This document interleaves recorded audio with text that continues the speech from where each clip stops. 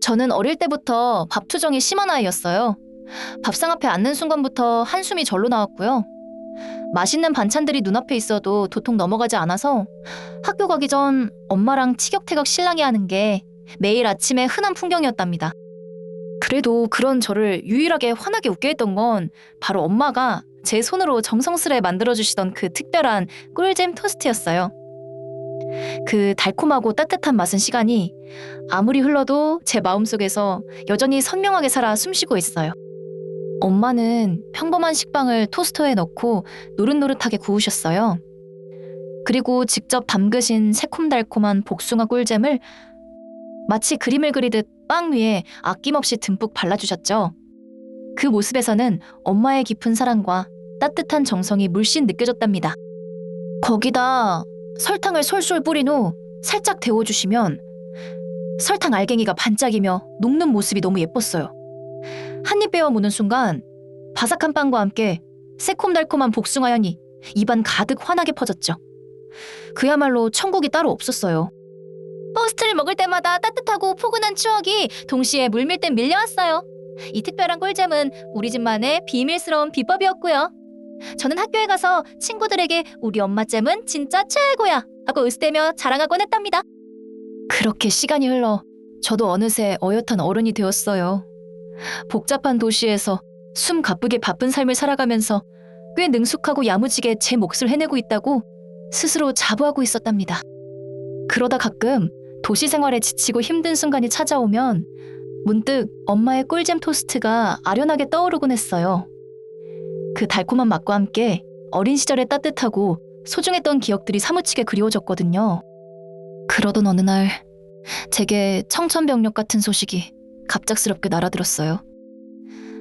엄마가 예고도 없이 갑자기 몸이 너무 안 좋아지셔서 급하게 병원에 입원하시게 되었다는 전화였죠. 그 순간 제 심장이 쿵 하고 내려앉는 것 같았어요.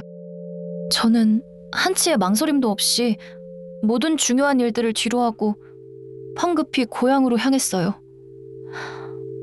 엄마 곁을 제가 꼭 지켜드려야 한다는 생각, 그리고 텅 비어있을 엄마의 집을 제가 돌봐야 한다는 책임감이 저를 이끌었답니다. 고향집에 도착해 며칠 동안 엄마의 살림살이들을 조심스럽게 정리했어요. 익숙한 듯 하면서도 왠지 모르게 낯설게 느껴지는 엄마의 공간을 마치 보물을 찾듯 구석구석 살폈답니다. 엄마의 손길이 닿았던 모든 것들이 소중했어요. 그러다 부엌 한편 오래된 찬장 구석에서 낡고해진 레시피 노트를 우연히 발견했어요. 오랜 시간의 흔적인지 먼지가 수북하게 쌓여 있었지만 왠지 모르게 제 시선이 그 노트에 강하게 이끌렸답니다. 달고 달아 너덜너덜해진 노트 속에는 엄마의 정갈하고 단정한 글씨로 수많은 요리법들이 빼곡하게 적혀 있었어요. 한 글자 한 글자에서 엄마의 손길과 따뜻한 숨결이 고스란히 느껴지는 순간이었답니다. 저는 숨을 죽인 채 조심스럽게 노트를 한 장 한 장 넘기며 어린 시절의 보물을 찾듯 설레는 마음으로 그 꿀잼 토스트 레시피를 애타게 찾아 헤맸어요. 과연 엄마의 비법은 무엇일까 가슴이 두근거렸답니다. 마침내 제가 그토록 찾아 헤매던 꿀잼 토스트 레시피가 제 눈에 선명하게 들어왔어요. 붉은색 펜으로 동그랗게 표시된 제목을 보는 순간 심장이 마치 북을 치듯 쿵쾅거리기 시작했답니다. 어린 시절에 달콤했던 복숭아 꿀잼 추억에 잠겨 저는 레시피를 아주 자세히 읽어내려갔어요. 과연 엄마만의 특별한 비법 재료는 무엇이었을까? 분명 상큼한 복숭아가 듬뿍 들어갔을 거야 하고 혼자 상상했답니다. 그런데 바로 그때 레시피 아래쪽에 아주 작고 크릿한 글씨가 제 눈에 들어왔어요. 뭔가 이상한 느낌이 섬뜩하게 스쳐 지나가면서 저는 순간적으로 이게 뭐지? 하며 숨을 훅 들이켰답니다. 거기에 적힌 내용은 단감 으깬 것, 폐기 직전 과일 가게에서 얻어옴, 플러스 유통기한 임박한 꿀, 플러스 소량의 설탕이었어요. 그 문장을 읽는 순간 제 머리는 마치 망치로 맞은 듯 띵하며 하얗게 변했답니다. 복숭아 꿀잼이 아니었다니. 게다가 폐기 직전의 단감으로 만들었다니. 제가 철석같이 믿었던 어린 시절의 달콤한 환상이 산산조각 나는 순간이었어요. 제 가슴이 마치 천길 낭떠러지로 떨어지는 듯 철렁 내려앉았답니다. 저는 그 낡은 노트를 두 손에 든 채 마치 영혼이 빠져나간 사람처럼 그 자리에 멍하니 서 있었어요.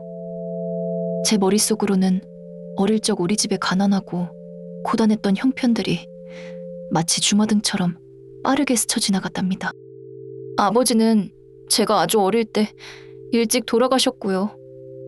엄마는 홀로 자그마한 식당에서 새벽부터 밤늦게까지 뼈 빠지게 일하시며 우리 삼남매를 키우셨어요. 지금 생각해도 엄마의 희생과 고생은 정말 이루 말할 수 없었답니다. 엄마는 언제나 우리 앞에서는 환하게 웃는 얼굴이셨지만 늘 거칠고 투박했던 엄마의 손, 그리고 축 처진 어깨는 숨길 수 없는 세월의 흔적이었어요.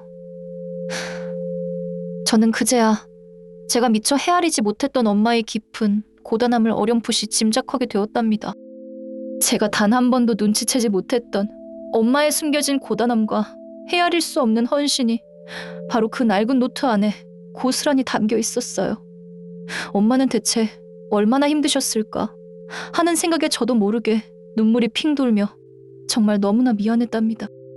복숭아 향이 아닌 단감과 꿀의 조합이라니.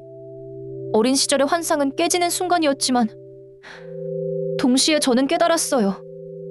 이 잼은 그 어떤 고급 잼보다도 훨씬 진하고 깊은 엄마의 숭고한 사랑의 맛이었다는 것을요. 저는 그 낡은 노트를 소중하게 품에 꼭 안고 마치 죄를 고백하려는 사람처럼 다급하게 엄마의 병실로 달려갔어요. 엄마에게 제가 발견한 이 모든 놀라운 진실을 솔직한 제 마음과 함께 이야기해야만 했거든요. 엄마는 창밖으로 스며드는 희미한 햇살을 멍하니 바라보고 계셨어요.